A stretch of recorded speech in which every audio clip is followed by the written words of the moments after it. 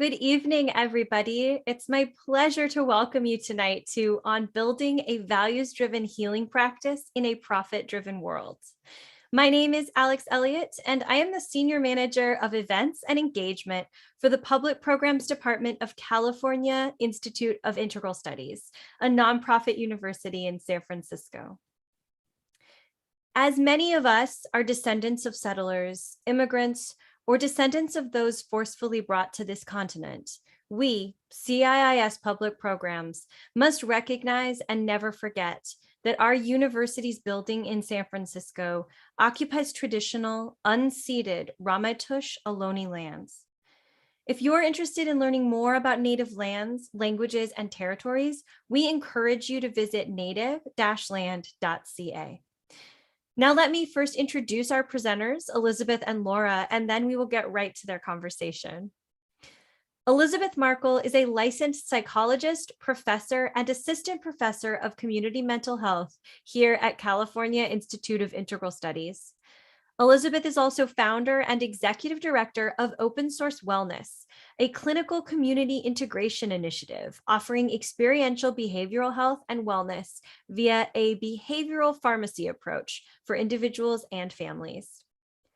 Dedicated to multi-theoretical and multi-level approaches to individual community health and healing, Elizabeth's research and entrepreneurship are focused on systems design to generate social support, social capital, and social sustainability in health and healthcare.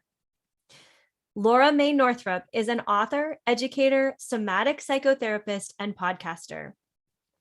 Her forthcoming book, Radical Healership, is a spiritually informed and anti-capitalist guide for healing practitioners who seek to build a values-driven healing practice. She's the host and creator of the podcast Inside Eyes, an audio series about people using entheogens and psychedelics to heal from sexual trauma.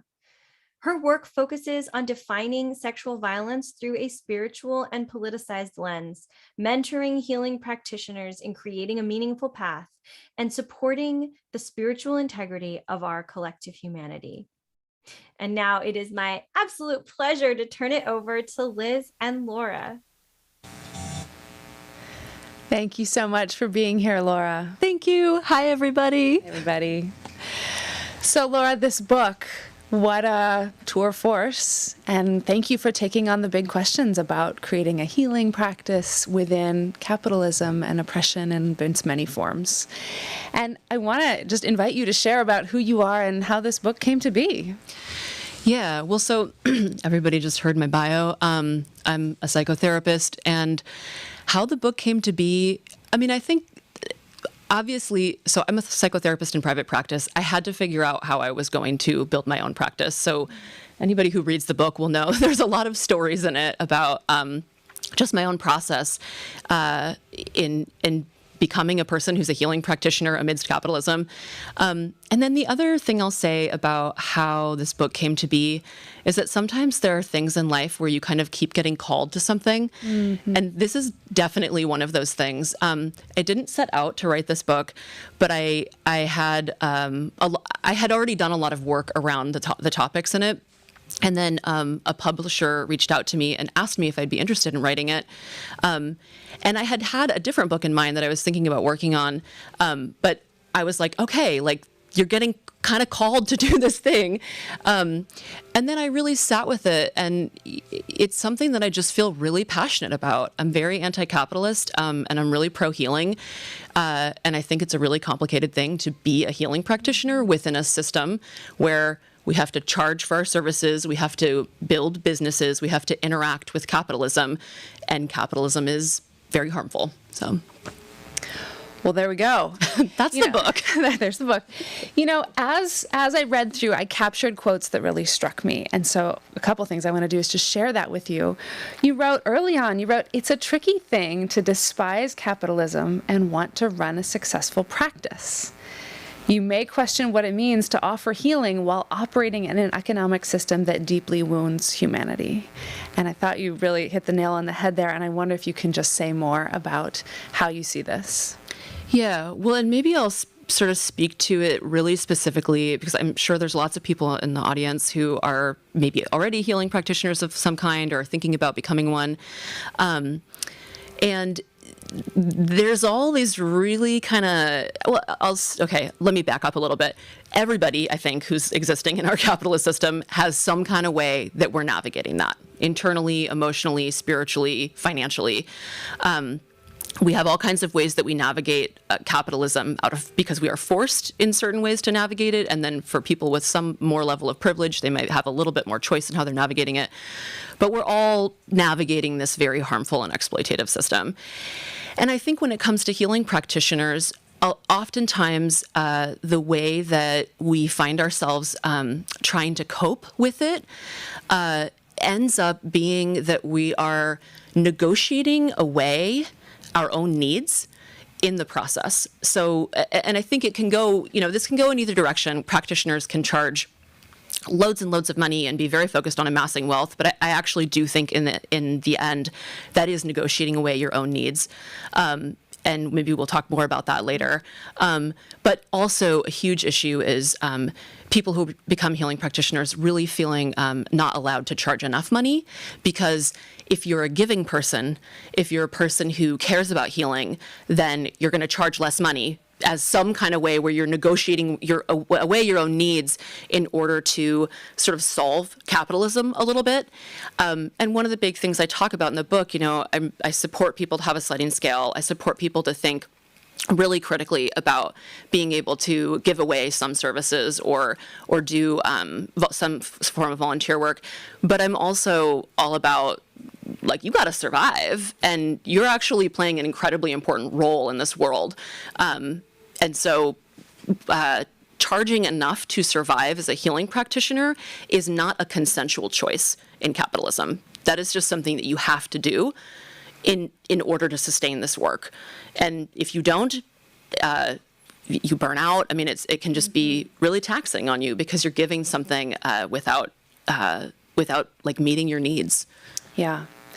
I teach in the community mental health program where all of our students come in with a mission to change the world and particularly to change the mental health system. And so they're being prepared to work in public and nonprofit mental health contexts.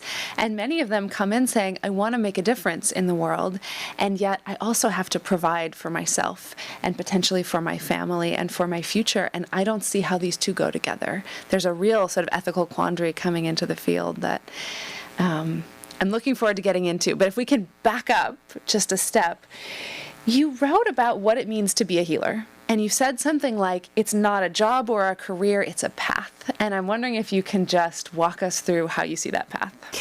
Yeah, I mean, I think that it's just, obviously you want to leave work and not be sort of still psychically and, emotionally, spiritually, somatically all in whatever you were doing at work all day, because we all need a break.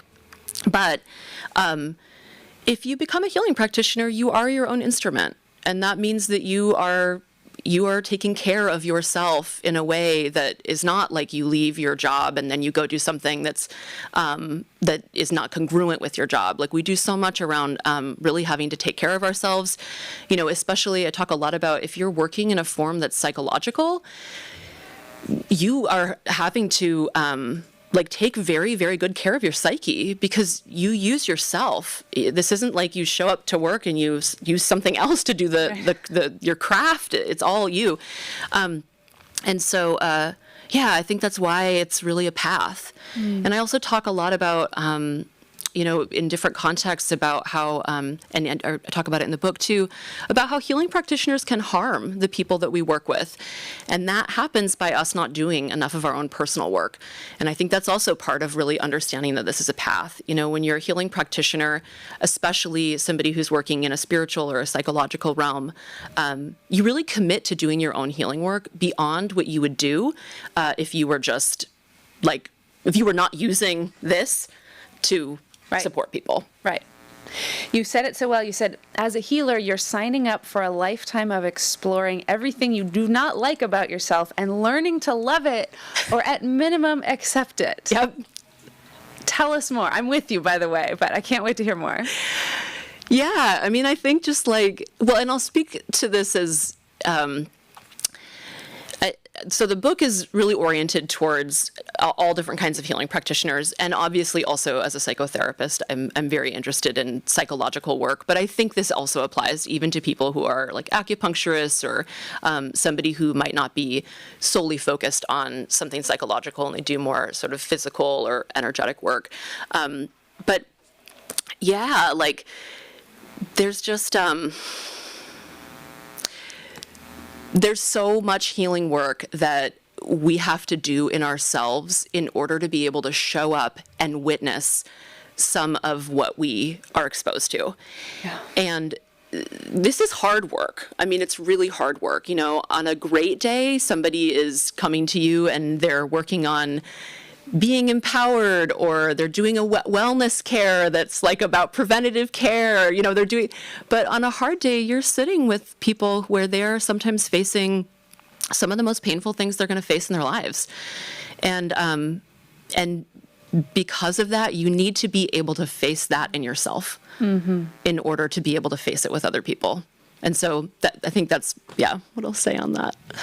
Yeah, you know, it's early spring, and so all of my students are applying for practicum. Yeah. The first time they will ever be the therapist in the room. And we joke that there's this moment often where people sit with someone for the first time and they think, God, they should really talk to somebody, right? Like, they really need a therapist. And it takes a moment to get that's me. Like, that's me in that chair. And we joke about how whatever you can't be with will show up in that first client you sit with. And so I'm always saying, are you in therapy? Like, this would be a really good time to be in therapy doing your own work. You talk about emotions really eloquently, and you talk about them having lives of their own and that they have needs of their own. And I wonder if in this context you can talk a little bit about that. Oh, yeah. I love talking about this. I love talking about how feelings have a whole life. Because there's so many ways that we talk about emotions, like it's this thing that's like a nuisance or something that we want to get away from. And even if we're a person who really embraces feelings, I feel like it can still be kind of hard to like embrace them all the way and bring them into kind of the full picture. Like if you have a feeling, that feeling wants to be felt. And it wants to be expressed. And I talk in the book about, you know, I really believe that feelings need to be felt, expressed, and then witnessed. And by witnessed, I mean sort of integrated back in. And a lot of people have a lot of confusion between the difference between feeling an emotion and expressing an emotion. And the example I always use for people is everyone knows what anxiety feels like. You know, it feels like something like, oh gosh, I can't relax, this is really intense. But expressing anxiety is often things like crying, sighing, shaking. It's an embodied getting it out experience. So that's what I mean when I say emotions have a life. And I think what happens when we don't want to feel emotions and we put them somewhere else, or we somehow get them away, maybe with a substance or some type of dissociation, is that they always want to come back. They're like, hey, I'm here. I have a life and you have to hang out with me. So I think there's a lot of freedom actually in just like being with every emotion basically. And I also think they resolve faster. For the record. I'm like, for the record, everybody. Having feelings is good. Well, let's talk then about this path to being or becoming a healer. You so eloquently talk about the why, right? Why we want to be a healer. I'm going to help. I'm going to make a difference. And then our shadow why. And I wonder if you could say more about that. Yeah. So, and I'll also say the way that this book is written is that I'm pretty darn vulnerable in it.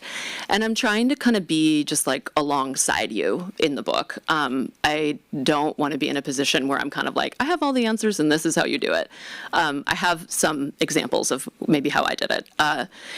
But yeah, so the why, this is an earlier chapter in the book where I'm like, why are you doing this work? You got to get really in touch with why. That's going to guide you through your career.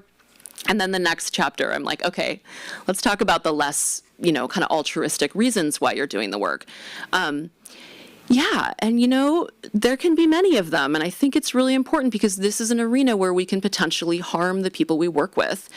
And there, again, like there might be jobs where you don't have to look at the shadow reasons that you want to do the job. Nobody's going to be harmed by you, doing a job for some kind of self-serving reason. But when you're a healing practitioner, things like, I'm doing this work because I want to be revered. Okay, well, now you have something that you're sort of expecting out of the people who you're working with, and that might be clinically inappropriate. And I think it varies, based on what you're doing, but certainly if you're working with someone else's feelings in any kind of relational context, requiring them to like you or being unwilling to be disliked by them presents a whole set of issues.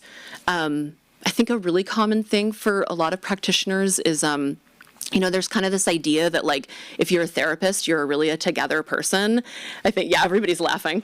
But if you, so for some people, I think there can be kind of a, like, I'm sane, or I'm okay, I'm good enough. And especially if you've been made to feel that you are not okay. Maybe you grew up in an environment, or maybe in the experiences you've had in the society that we live in, that people have made you feel like you're not a good enough person, or you're not okay, or you're not sane. That, and I put that in air quotes just because of the complexity of a term like that. That there can be all these reasons why we want to be a healing practitioner and things that we kind of want to get out of it. And I'll add, it's okay to receive from the work that we do. I'm not saying like you just got to be out there not like wanting or needing anything. It's more like I'm really encouraging people to really understand the wounds that they bring to the work, and not to be like, get rid of them, but so that you can look at them and just engage with them, because we're all human beings and we definitely all have them. And I talk about mine in the book. I go first. Yeah, I mean, good luck amputating those parts of ourselves. Yeah. That when they're in the light anyway, we have a chance. Mm-hmm. I'm going to read another quote. I love these. You write, none of the people you work with, that is your clients, are going to love you enough to repair the ways you may not have been loved enough in other relationships. And that is a disservice to the healing if you are unconsciously making this request. Yeah, so I talk a lot about love and healing in the book. And there's so many things we do all the time that we're like, okay, if I get this sort of situation set up like this, I'm going to be loved enough. I'm going to be healed. Yeah. So we're doing that all the time with all kinds of things. But there is no, I mean, and I think part of why that's true, that none of the people you work with are going to love you enough for that to heal you, is because that is something that we heal in ourselves ultimately. Certainly, does it feel great when you're good at your job? Like, does it feel great when people are like really thankful and have really gotten a lot from working with you? Yes, it feels amazing. Is it okay to let that in? Like 100%. I think it's a complicated path to walk to like really receive the positive affirmations from other people and to embrace them and be proud, and also to not get sort of trapped in this sort of egoic use of other people. Mm-hmm. Or to fall over and die when they are mad at you and tell you you've done it wrong. Yeah, that too. That too. Yeah, and for people who are, working in a context where it's in a psychological context, they might need to be mad at you. That might be actually part of their whole process.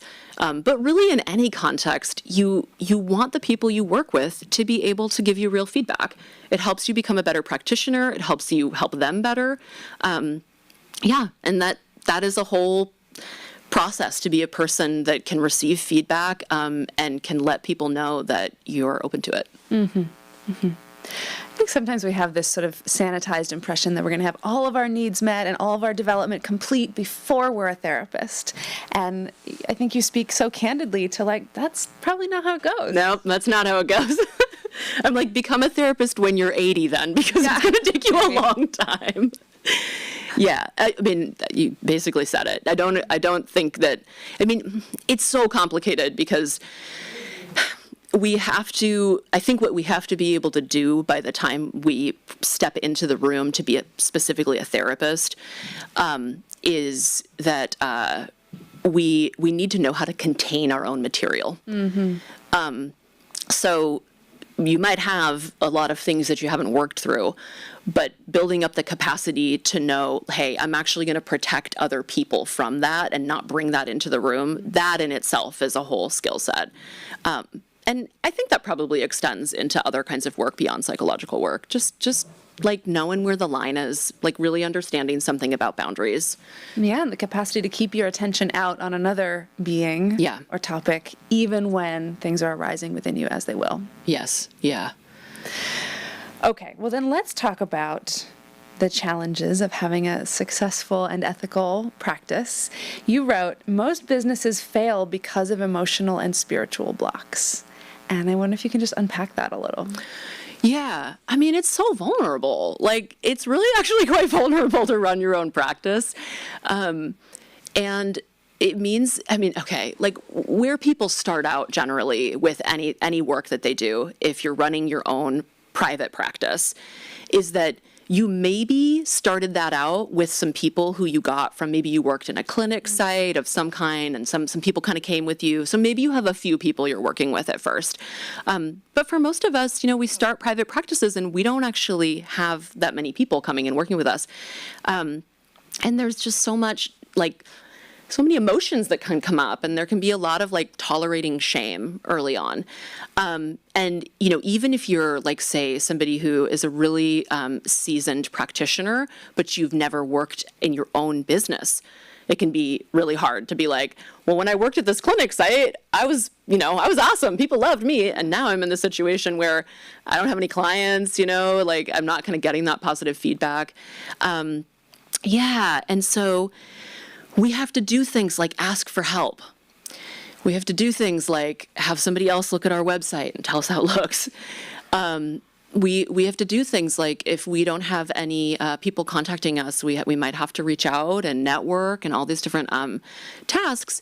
And lots of our own emotional stuff comes up. So asking for help, reaching out to people, even building a website is so emotional for people. It's really a declaration of the work that you do and the offerings that you have. And so a lot of times, I think when people really struggle to the point where they feel that they are failing, a lot of times it's because there's something emotional that needs to get worked through to get to the point where you ask for help. Or where I would say a lot of it is asking for some help or learning something new. And I also say in the book, people will frame it like, oh, well, a classic is like, well, the Bay Area is a really competitive market.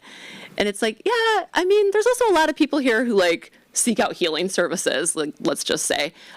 So there's easy ways for us to kind of say I just had bad financial management skills.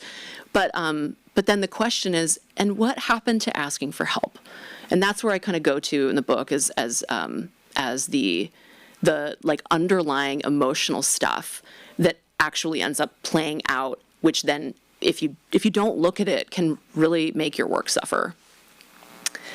Yeah, I'm glad you started by naming the vulnerability of the whole enterprise, of saying, this is who I am, this is what I offer, this is what I can help you with or can't help you with, and that there is the possibility of failure.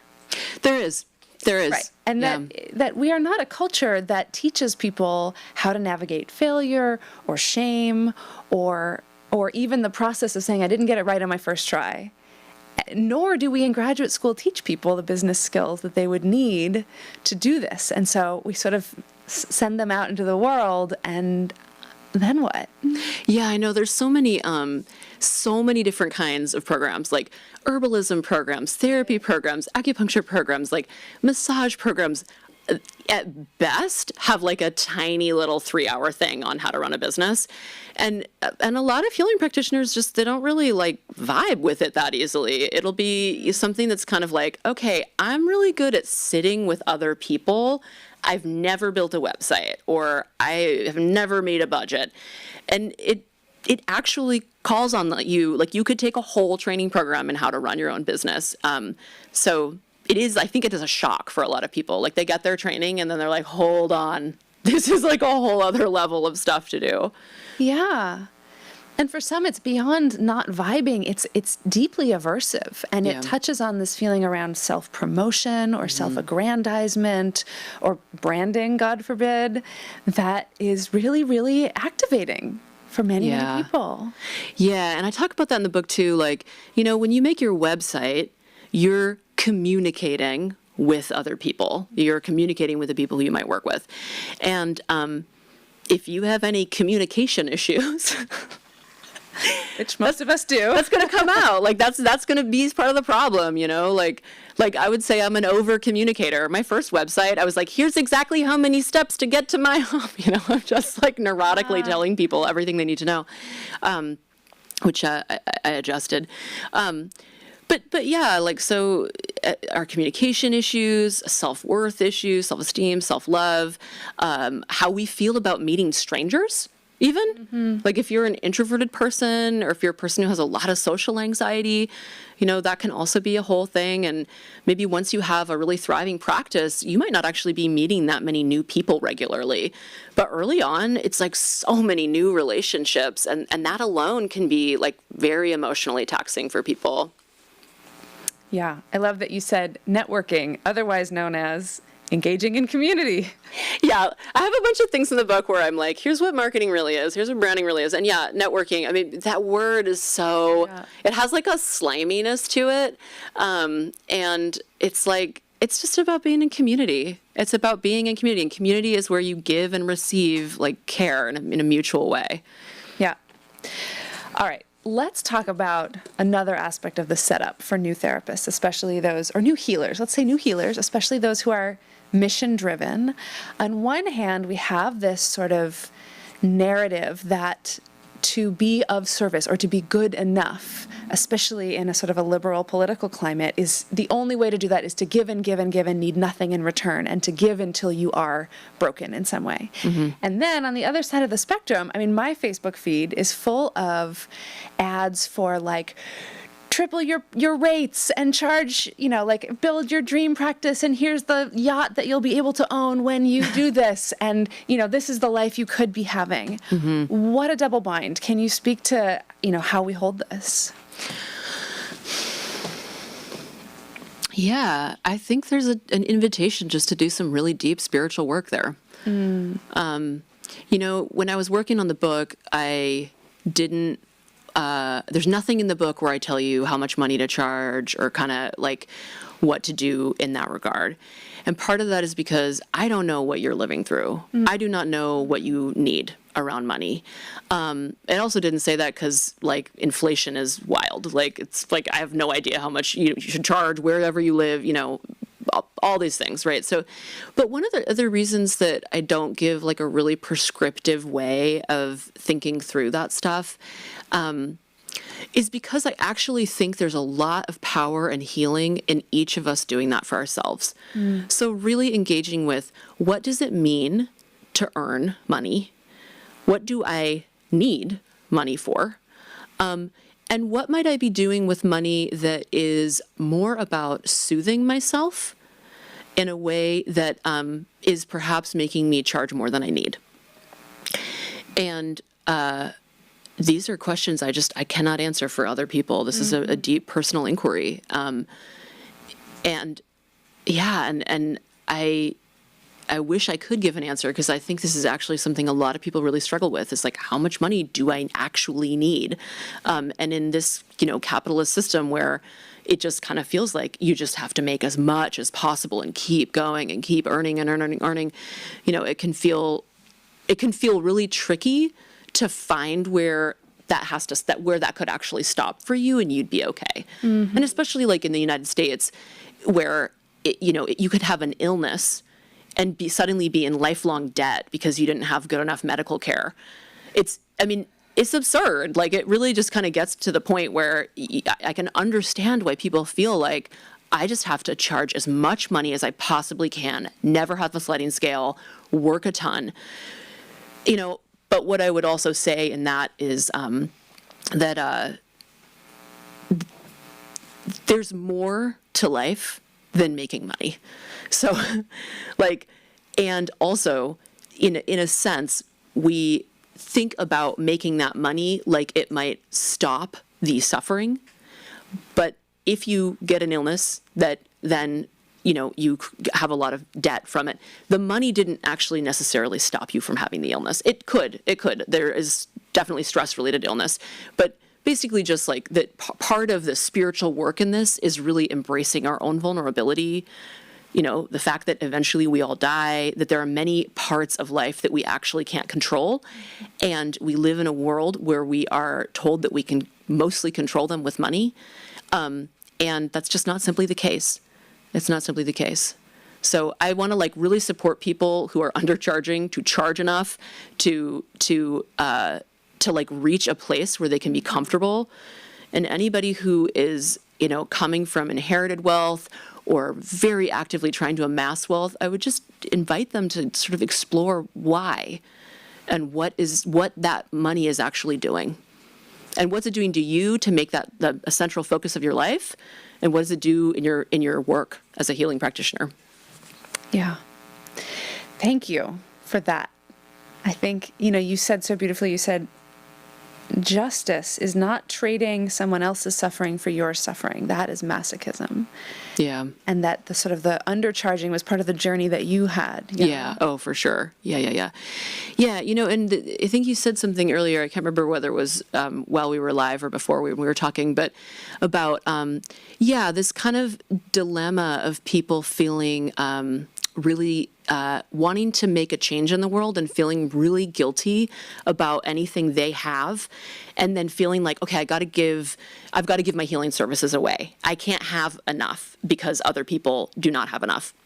And I think this is a dilemma that spawns out of a system that sort of creates some kind of narrative where we actually think that making ourselves suffer has that we're responsible individually to solve. I think it's a very individualistic idea that we're individually responsible to solve suffering, and we are not. That is something that we do with community. That is something that we do with a much larger level of holding.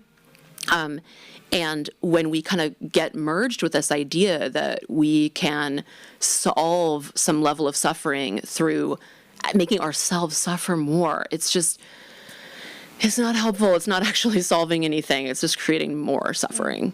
Mm. Yeah, so many of my students, as they are trainees, work with populations that are suffering in profound, overt ways, and they suddenly become very aware of their privilege just in being able to be in graduate school or to pursue a healing path, and the guilt, and then the subtle ways that guilt gets enacted around money, around time, and in the clinical relationship is so complex. It really is. And I mean, with that specifically, I think, there's many ways that people, when you're in a position where you feel guilty about something you have, suddenly it's like, oh, well, I'll go over time, or I'll do this extra work. But again, I think this is the piece where when you do that work in yourself to sort of, it's not actually, in the context like that, it's not actually therapeutic to degrade yourself or to give more than you actually can, or in some ways even to not see. I think also this is a thing with people who have wealth privilege and work sometimes with people who have less wealth privilege or are living in poverty, can actually underestimate the strength of the people who they're working with. And that's a whole thing of kind of oh, I've got to, save you. And it's this person doesn't need to be saved by you, frankly. They need you to witness them and support them and maybe give them some resources, but you need to recognize their actual power. And I think that's a chronic issue where people don't understand that poor people are working very hard and very resourceful and often very skilled at taking care of themselves. Yeah. Thank you. I appreciate you naming, and it feels like we're sort of walking into this conversation about boundaries and how, as a healer, the more power you have as a healer, the better your boundaries need to be. And I appreciated you naming what happens when you tell, say, someone cutting your hair that you are a trauma therapist. I've had this experience as well, where suddenly, I'm captive. I'm not going anywhere for at least 20 minutes, and we are having a deep trauma history conversation. And what guidance do you have for all of us who are having that experience on a weekly basis? Yeah. So, I mean, one thing is that I will like go to a hairstylist, any service provider, and I will like test the waters and not even tell them that I'm a therapist. I oftentimes when I'm in public, I'm not like, I'm a trauma therapist, because yeah, it's like, well, let me tell you the worst thing that's ever happened to me and my sister and, whatever. And I'm just like, whoa, I actually can't like listen to this. And also you're cutting all my hair off. I do now have a lovely hairstylist. So, I'm set in that realm and with good boundaries. Yeah, I think it's just like, we got to get really good at really kindly saying no. And I talk about in the book too, like I know practitioners of all kinds, nurses have this experience where they're like, okay, can you just look at this? You just sent me a real gross picture. Okay. Like, and you want, it's 2 a.m. Like, and I think that with people we're close to, we definitely have to be able to talk about boundaries around that. We only have so much capacity to give and to hold. Mm-hmm. And so we have to say no sometimes. And then I think with people who we're less close to, we just have to find a way to say like, whoa, I'm actually overwhelmed hearing about this. I need to just take a pause on this conversation. And that is my advice, is just like find a way to say no. Yeah, it's tough. Something I tell my students a lot is like, use your energy with your friends, not to be their therapist, but to help them find their therapist. Yeah. Right? Like use that time. If you've got 5 minutes to give, help them get sustainable services, not you sort of filling the gap. Yeah. Yep. So true. Well, the other thing you say about boundaries is just because you start a conversation doesn't mean you can't exit it. Yeah. Yeah. So I say this because I talk in the book about how marketing is a form of communication. And I do think sometimes, if you're a person who really struggles to get out of conversations, or if you're a person who feels sort of easily overwhelmed, or if you have any kind of history around being violated or just sort of inundated with other people's material and not being able to make a boundary with it, you might end up not starting conversations because it's so uncomfortable for you to get out of it. And working with people and building a practice with people is getting into a lot of conversations. It's people who call you on the phone. It's sitting down with the person. It's starting the relationship. It's deciding if it's going to work. It might be networking with other practitioners. And it's, I'm going to pivot here. I used to think therapists were so weird. Like, I would be like, these people have the most intense boundaries, and they just make their boundaries all the time at weird times. And, they're not very generous. Like, I totally had that. And I've heard other people say this about therapists. Now I get it. Mm-hmm. Now I understand. Mm. Part of being a therapist is that you do really have to preserve your energy, and you have to be able to exit a conversation.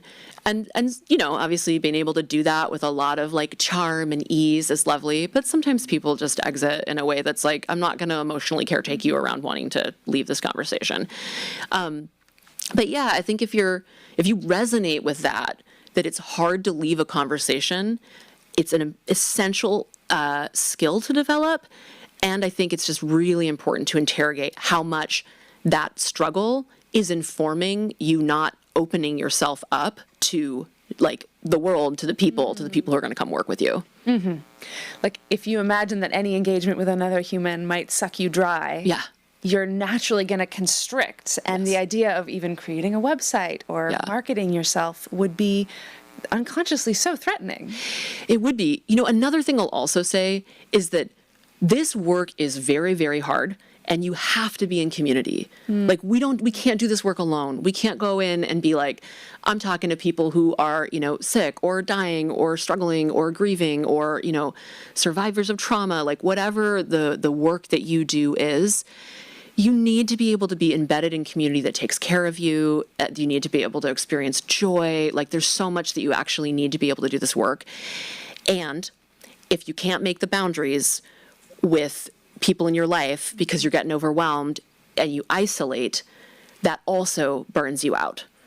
And it burns you out. And that thing about like being your therapist for your friends, like you need to have your friends to be the people who you're like having a great time with. Yeah. Yeah. Throughout this book, you offer really tangible guidance around the nuts and bolts of building a practice. And you also speak to the spiritual aspect. You speak about a prayer and intention and even a cosmic pizza order. And if you want to share about that, please do. But my real question is around how do you really support people in holding both? That there are technical skills involved in building a website and that there's a spiritual aspect of that. Yeah, that's a great question. I mean, I think I support people by explaining my thoughts on it. But yeah, and I could do that a little bit now. Yeah, like I think there is a spiritual process of sort of coming into relationship with our purpose, what we deem that to be, and people engage with sense of purpose in a lot of different spiritual traditions in different ways. But so I like to talk about these things in a spiritual way that's not also specific to a specific like religion or spirituality, so that it's applicable for anyone. But yeah, so the process of coming into your purpose and then actually having a hope or a prayer for the people who you're going to work with or for the world. That's also a website. Like, so this is where I'm like, it gets technical. I think that is deep spiritual work to actually just sit in presence with what matters to me. What do I want to do with this life that I have? And how do I want to engage in this world? And then, okay, it's one thing to sit, in your living room and pull tarot cards and kind of feel into that. And then, yeah, there are all these technical aspects. And, one thing I'll say is if you're a person who's really deeply into the spiritual aspect and you're just like totally wanting to reject the technical aspect, like build it into a spiritual, like build a whole ritual around making your website. Make it somewhere that's meaningful to you. You can do spiritual ritual work around it. And then if you're a person who's really struggling to connect with the spiritual, which I think a lot of people do, and they're kind of like, wait a minute, how's a website spiritual? I have a whole chapter on that. You can read that. Like there's info on exactly, there's a cosmic pizza order. Yeah, I mean, I think to people who are kind of like, oh, I don't need that spiritual part. Yeah, I just want to invite people to open their minds up to the possibility that there's actually something there that can be really helpful and guiding. I think that for myself, like earlier on in my career, the work I was doing was so hard. It was just like, I work with sexual trauma. It's really, really difficult work. And dropping into a sense of something much larger than myself and something so much longer than this tiny life I'm living, just like time, was such an essential part of being able to feel a much larger level of holding that, like, it's not just me in the room being inundated with awful stories. It's me in a long lineage of practitioners. It's me in a community of practitioners. It's me on Earth. Earth is holding us. There's just, I also just think like spirituality can help prevent burnout. So I encourage people to like open their mind to it. And I think there's a way to be very spiritual without being religious. And I say that because I know a lot of people have religious trauma, and I heavily criticize forced religion in the book. So Thank you for that. Okay, so here's a pivot. Okay. Let's talk about class and healing. You wrote that early in your work, you were perpetuating your own class wounding by reconstellating it at every term. And if we forgive the clinical psychobabble a little bit, can you talk about how that happens and what it means? Yeah, basically, I grew up in poverty. I was undercharging. I was overworking. I was even overworking in my actual, in the clinical relationship. Like I just grew up in an environment that was like, you work really hard. The experience of being a person who is working class or poor is being a person who is told, you are responsible for the labor of this world. You work harder. You go to work at a job, and I started working at 16, and I was like, oh, I work harder than my boss. I work harder than everybody who's worked here longer. Like that's the trajectory. You come in, you do the hardest job at first, and if you're lucky, you get another job and you get to work a little less hard.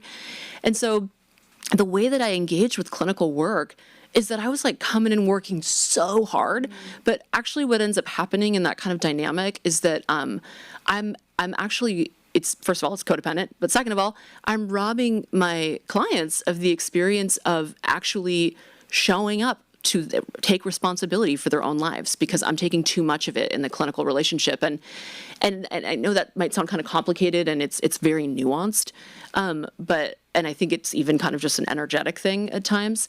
But so that was an actual issue, and that was like, I'm burned out at the end of the day. I gave so much, and I gave more than I even needed to. And it's not helpful that I'm doing this as well. So, I talk about a lot of things I did wrong in the book. But then, in undercharging, I was reconstellating my class wounding, and I was like, people would come to me and say, here's why I need a low fee, and like a classic thing is people come to you and say, I need a low fee because I have student loan debt. And I would be like, oh, okay, I guess I should lower your fee. It's like, girl, do you know how much student loan debt you have? No, don't lower the fee for somebody's student loan debt. Like, it was just, and it's embarrassing to admit this, but like, yeah, I was just like, nope, you just kind of keep, you gotta make sure people have access to therapy no matter what. And so it was a big process for me to be like, wait. I don't have to keep doing this. Mm-hmm. And it's not helpful to anyone. It's certainly not helpful to me. And the other thing that this is like a thing that's, sometimes we get motivated by other people's needs when we struggle with our own. But just, I was definitely realizing I'm going to burn out. And the people I work with clinically who are depending on me, who I'm, making these very deep relationships with, they're depending on me to actually want to keep doing my job. If I don't charge enough, I'm not going to want to keep doing my job. And I had moments in my career where I was like, I'm so burnt out. I was like, what do I do?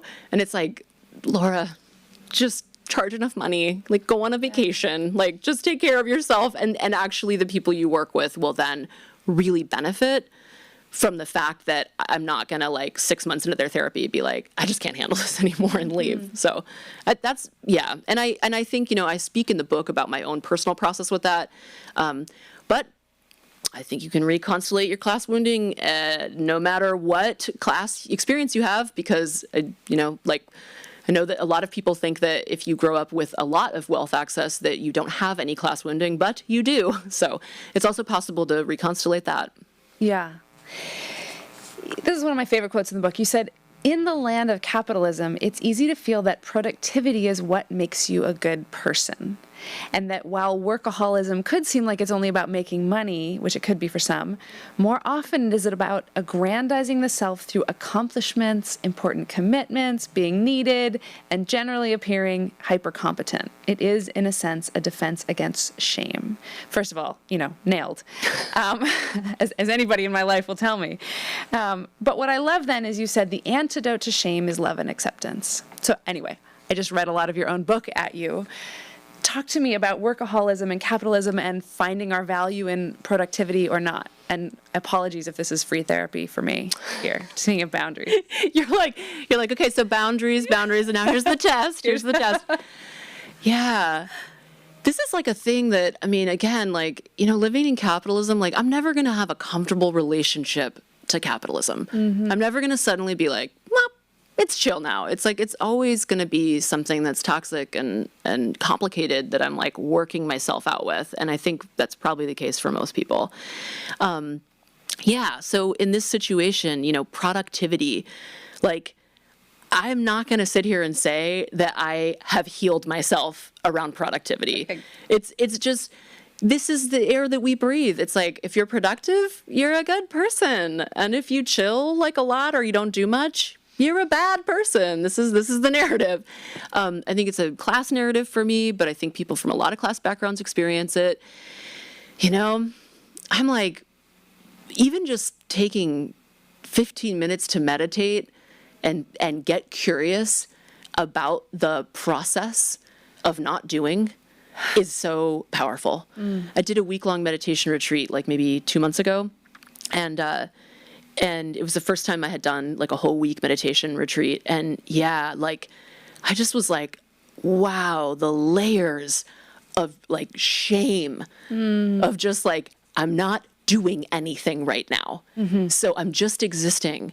Is that okay? Yeah. Like, and so many of us are like internally like, no, it's not okay. It's not okay to just exist. And it's like, yeah, I mean, I could talk about this forever. Just like this question, why do we think we're bad for just being?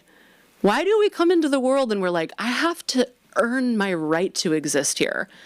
I mean, I think it's probably Christian supremacy that, and white supremacy that fuel a lot of that, but it's not good. That's kind of a toxic energy to have, thinking about yourself. And we all are, myself included, thinking about ourselves like that. It's complicated. It goes deep.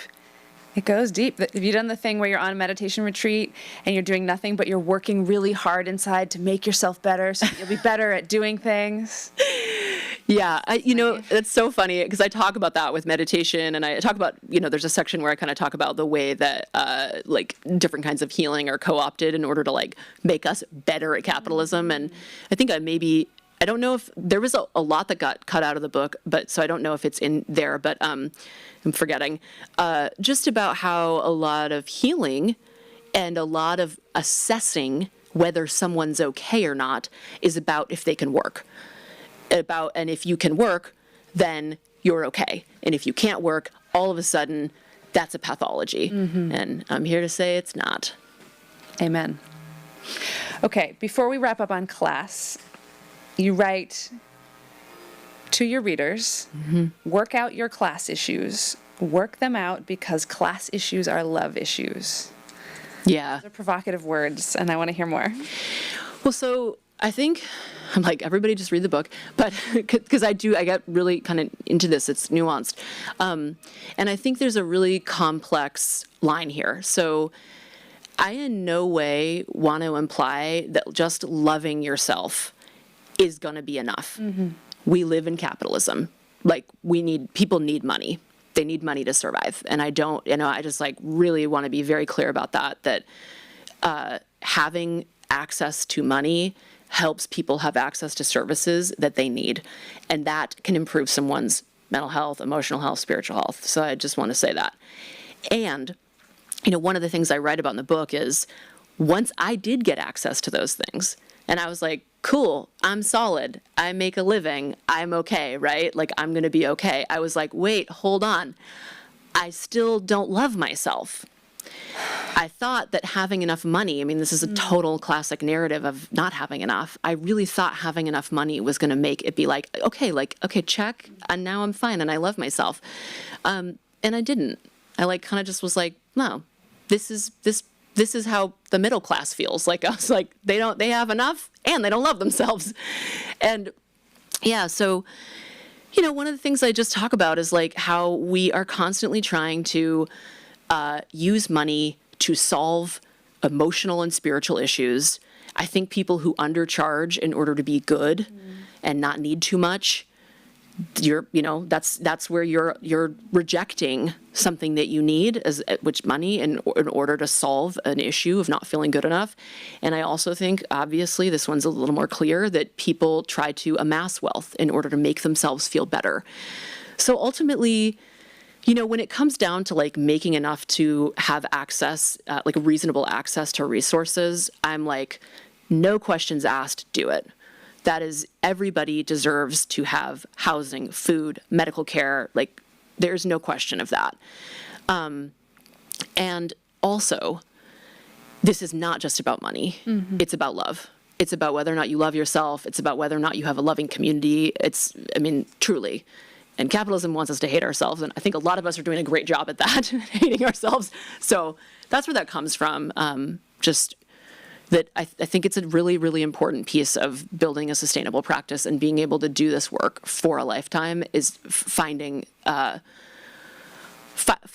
path of interacting with ourselves in a loving way.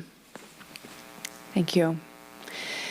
Towards the end of the book, you speak about really embracing the political nature of healing, and that even if somebody's coming to you for something that seems like management of diabetes or want to make their marriage better, that it is at heart political, and in fact you say it's an act of resistance, that the end goal of healing is not to make us better able to function within a capitalist system, but to liberate us from that system. And the narrative, or the image that comes up is about Tylenol, right? Is like, are we medicine or are we Tylenol? Are we at times anesthetizing people to the pain of an unjust world? And how do we hold the ethics of providing needed care and pain relief without washing over the realities?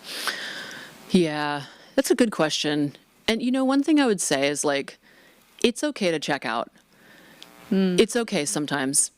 It's okay. Like, I mean, when you're a healing practitioner, you gotta heal. Like, you gotta heal to do your work. But also the people who come to you, they get to choose. They get to choose if they want to start moderating substance use or choose sobriety. They get to choose if they want to exit the abusive relationship or not. They get to choose if they want to go on a special diet to manage their diabetes. And the most spiritually grounded thing I can say is like, I don't want to judge anybody for how they make that choice. Yeah. And I think we can't hold ourselves to a perfection where we're always like rigorously kind of going at the like, no, never check out. It's like, I mean, I say this in my clinical work, people are like working so hard, and I'm just like, it's okay to chill. It's okay to watch TV. It's okay to just like relax sometimes. And so, yeah, I mean, that's kind of the thought I have about that. And there's like two sides to every story. Like, I do think that the question itself is very important to engage with, because like, while somebody can choose to sort of just like soothe or band-aid things, part of what we can also offer them, like one way that I would hold that is, if that's what you choose, it's, it is something you can choose, and I'm right here for you if you want to come into more presence. Yeah. Okay, last question before we transition to the questions that our audience have been sending in. By the way, if you have a question and you want to share it with us, there's a web form just below the video where you can submit them. Here's my question. So as I read through your book, there was this common refrain that I started to become very familiar with that was something like, at the end of a paragraph, you'd say, and if you find yourself falling into X, Y, and Z trap, as discussed above, cultivating love for yourself or that part of you is the first step towards breaking that pattern. Mm-hmm. Tell us more about this. And from that perspective, what is love? And why is it so key to addressing everything you raise in this book? You're like, final question, what is love? No big. Well, yeah, I mean, love, or at least like at minimum some acceptance, I think that's important because it just like, if you're just sitting there hating yourself and rejecting yourself or a part of yourself, it's not like going to be in the room. You're not going to be able to have a conversation that's like generous and kind. And I mean, just the way that how you might deal with another person, I would say I would deal with parts of myself. Like, if there's a person that you don't like and you're just mean to that person, tell them that you hate them, tell them they can't come around, but that person is for some reason very intricately connected to you because it is you, we just have to kind of sit down with, okay, like what's going on with this part of me? Mm-hmm. And I think that it's just like some generosity, some love, some acceptance is an important part of that. And I think, when it comes to being a healing practitioner, are you going to hate the people you work with? Like, when they come in and they're like, if you're like, I hate that I look at social media 6 hours a day, which I know during the pandemic, a lot of people have really, really struggled with that. If you're like, I hate that in myself, and then somebody comes to you and they're like, this is what I'm doing, are you going to be like, well, I hate that about you. So, or if you've worked on it yourself, you can be like, yeah, it's hard to love this, but like this too, we have to kind of, embrace or explore or be present to. And there was another part of the question. Oh yeah. What is love? Oh my gosh. You could just call time and like a feeling in your heart that's just, I don't know what it is. This is like one of the great mysteries. I feel like I can't answer that question. The question itself is, like I said earlier about that other question, the question itself is like the like beautiful inquiry that we have to like hang on to. The mystery we get to live into. Exactly. Yeah. All right. Well, hopefully there will be some less impossible questions here from our audience. All right. I have a question from Laura, another Laura, who says, thanks so much for all your offerings around how to think about building a practice in the context of racial capitalism. How do we hold the tensions between the literal costs of being in therapy and how therapists profit from this, as we also hold that long-term therapy can be really transformative and that healing and change are not quick or just things to be consumed and then moved on from? Okay, so I think the question is, how do we deal with the fact that therapy is just like so expensive? I think that might be a good distillation. Basically, and also, long-term therapy is really helpful. This is a very, very good question, Laura. I mean, truly it is. You know, and what I would say is that I think this government should be providing us with more access to therapy and should be reimbursing clinicians via insurance in a way that is actually a sustainable wage. So I think that, first of all, I'll say that. And in saying that, like, again, this isn't a problem that any one individual person is going to solve. So I think that having a sliding scale is a really amazing way that you can be doing this. And I talk about this in the book that, you know, for example, I think this person asked about therapy. If you are a therapist where you see the same people every week, you have to get really dialed in and very accurate about their fees. So if you are, say, like an astrologer and you have a sliding scale and people are kind of coming and going and somebody comes into your practice and they maybe don't pay what they should, maybe they choose a lower fee and they could actually pay more, it's not going to be as problematic maybe for you because they're not somebody you've committed to working with every single week. But when you kind of get yourself locked into a certain set of people that is your practice, you need to have that really dialed in, because if you are working with somebody and they're not actually paying you the right amount, that is someone else that could have had that sliding scale spot. And so what I would say is building a really sustainable sliding scale, not being afraid to charge people who can afford it on the high end so that you can actually have some lower fee spots that are longer term. And again, like, and I talk about in the book, like building capacity to have really complex conversations about money with the people you work with. And beyond that, I would just say, like, I don't have an answer for this question. You know, this is one of those things where it's like, this is just not okay. It's not okay that it's so hard to access services. It's not okay that it's so expensive to live, that therapists then have to charge so much just to exist. Right. So I hope that is helpful. Thank you for the question. Well, there's a good follow-up here from Nikki, Okay. who writes, I'm not inclined to accept private insurance with my practice, and I'm interested in a sliding scale, but concerned about asking for people's financial statements. What are your thoughts on this? And also, does it make sense to accept Medi-Cal, Medicaid, Medicare, while not accepting private insurance? Okay, so what I would say on this, so I talk about this in the book a little bit, and basically poor people have had their finances looked at, examined in ways that are totally inappropriate, because basically people who are poor in this country are asked to constantly prove their poverty, which is sick. And in order to get,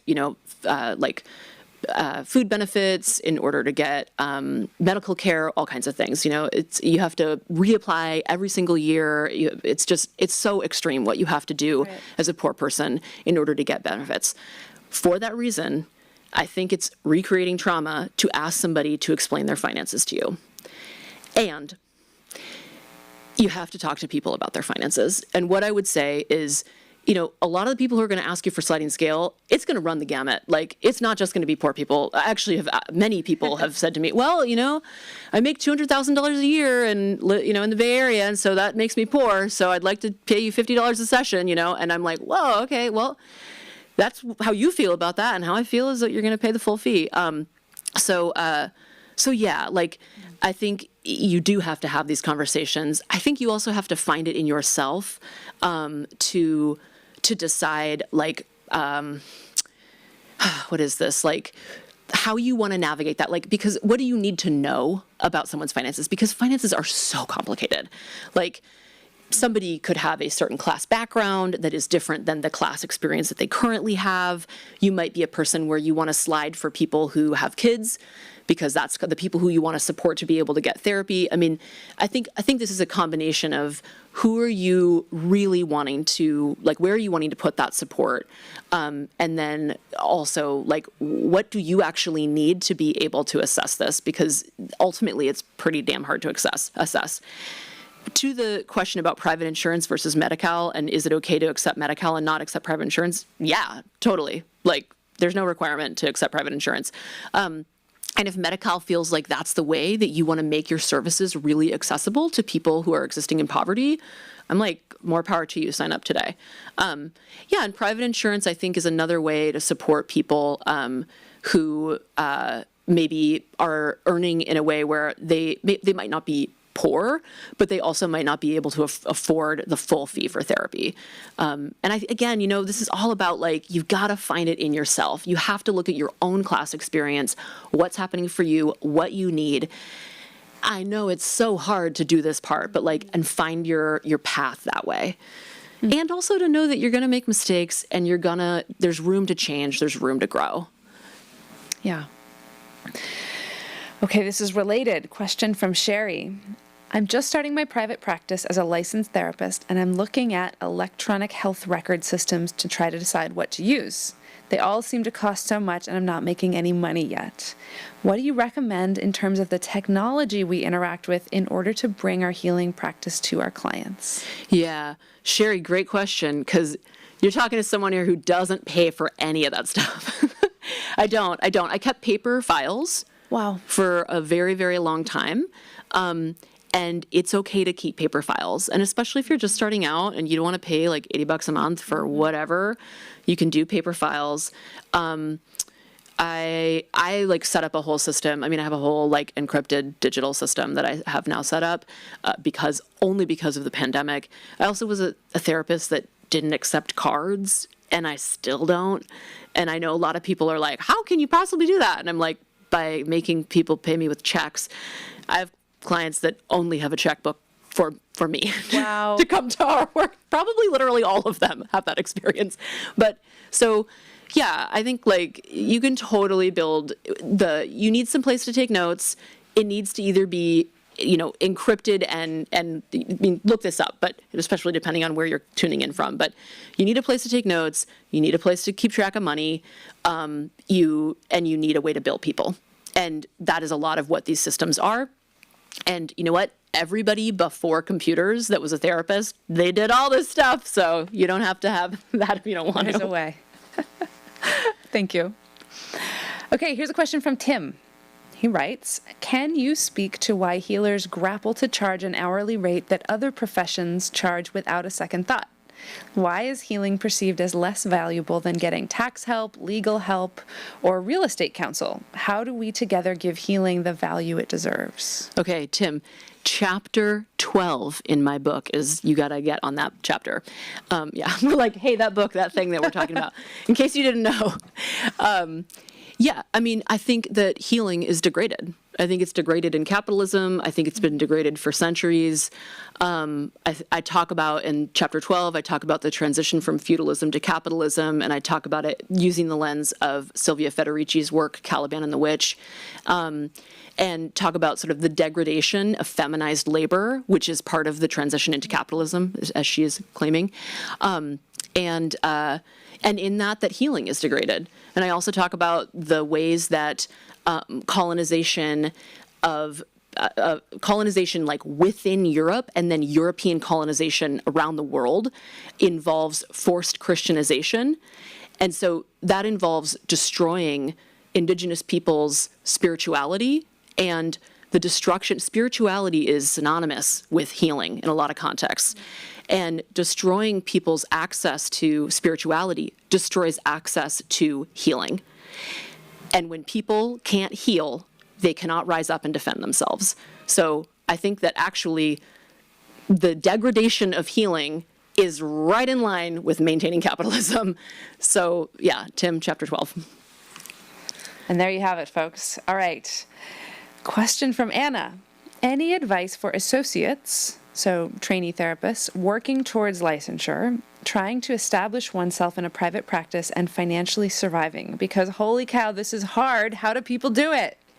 Wait, and what's this person's name? Anna? Anna. Anna. It's so hard. It's so hard. Yeah. I mean, like you're fighting against being degraded as a healing practitioner. That's like a thing in the world.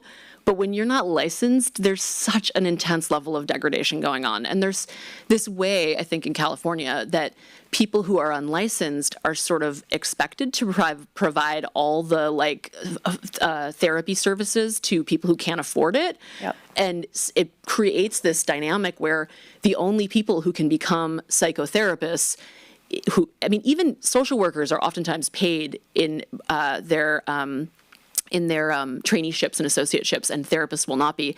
But it creates this dynamic where the only people who can actually afford to become therapists are people with wealth privilege, which is like just this whole thing is, not good. It's gross. So what I would say, Anna, is that I would set aside some time, if you have it, to, first of all, I would consider a second job. I think that's, I did that. I think it's sometimes what you've got to do. But I would also set aside some time to just go in real hard on what you actually need to not get a second job and make a strong business plan and go for it. And when I say go for it, I mean, maybe you're not going to see your friends that much for a few weeks. Maybe you're going to make this kind of your big project that you're really focusing on. So that would be my advice. Maybe one other thing I would say on that is that there can be a lot of people who will sort of feed negative thoughts to you, you're never going to make enough money. I once had a supervisor laugh at me when I talked about how I was going to sustain myself as an associate, and I was like, whoa, you just laughed at me because I said I was going to make enough money to, really. Anyone who says anything negative to you about how you can't do it, how nobody does it, just bye-bye. Don't listen to those people. You can do it. There's plenty of associates who, they're not rolling in it, but who are making a living and not having to have a second job. It is possible. Agreed. Ask for help. Okay, a question from the audience. What has been the most important thing you have learned in your process? What do you consider to be the most pertinent takeaway that folks can pull from in this conversation? Wow. This is meta. I'm this might not be profound, but just being present with what is, I would say. Just that in all of this, when it, the websites and money and capitalism and everything, there's just something so vulnerable about being a human. And I think, just letting yourself as much as possible and as often as possible stay very, very connected to your own humanity. I think it helps you do the work, and I think it also helps you do the work. It helps you sustain yourself in the work, and it's also ultimately that's what we're supposed to be doing. We're not supposed to be running around in this terrible capitalist system. We're supposed to be animals connected to our humanity. And I don't mean that to say we shouldn't be living, and that's not a statement about what the world should actually look like, but we need to be in ourselves. We're human beings. We're not machines. One last question? Sure. Yes. This is great. I'm loving it. Okay. Well, we'll close after this. This is a question from Jessica, who says, do you have any recommendations to strengthen spirituality and intuition? What are some practices you personally do to keep you aligned? Yeah. Jessica, you said? Yeah. Jessica, very, very good question. So I'm a somatic psychotherapist. I'm trained in sensory motor psychotherapy. And I also have a personal relationship to entheogens and psychedelics for myself. I'm not advocating that to anybody else, but this is the work that I do for myself. Intuition, strengthen your relationship with your own body. Strengthen your relationship with being able to actually feel what's going on inside of you. And that is possibly a long road for many people. Many people do not have a very like easy time feeling their body. It can feel painful to feel your body. So I want to say, if that's something that you want to do to strengthen your intuition, if in this moment all you can do is breathe and just notice the sensation of like what it's like to inhale just at the point of your nose because it doesn't feel good to feel everywhere else, that's enough. Like just start there. And it's a relationship that can change over time. And as you heal, it will hopefully become easier to be in your body if you're a person who is struggling with that. So that is part of how I make choices. I also pull tarot cards. And then, like I said, I have a personal, part of my spiritual practice engages entheogens. And that's something where, for me, I go to that place in order to get myself really aligned with truth. I also pray. Like, there's so many things I think that can help us with a spiritual practice. And if you're early on in developing a spiritual practice, which I don't know from that question if you are or not, but like try things out and see what resonates. Spirituality is so personal to each of us, and there is no one way to do it, even though a lot of people want to tell you how to do it. So, like if praying, if writing, if doing tarot cards, if writing in your journal, if just the simple act of just sitting and being present is what helps you get in alignment with truth, so be it. Thank you so much. You got the whole range of questions there. Such good questions. Thank you for submitting them. Yeah. Well, if our listeners wanted to get their hands on your book, what's the best way to do it? Yeah, so for this event, CIIS Public Programs is partnering with Marcus Books in Oakland, California, and I believe there is a link where you registered in order to get a copy. If you're not in the U.S., I don't know if Marcus Books sends books internationally, but basically all I want to say is support your local bookstore. There you go. Thank you so much. It's been a joy talking with you. I've appreciated our truth about the hard things and our laughter about it as well. Yeah, absolutely. Thank you. Yeah. I'll bring up Alex again to close us out. Thank you, everybody, for being with us tonight.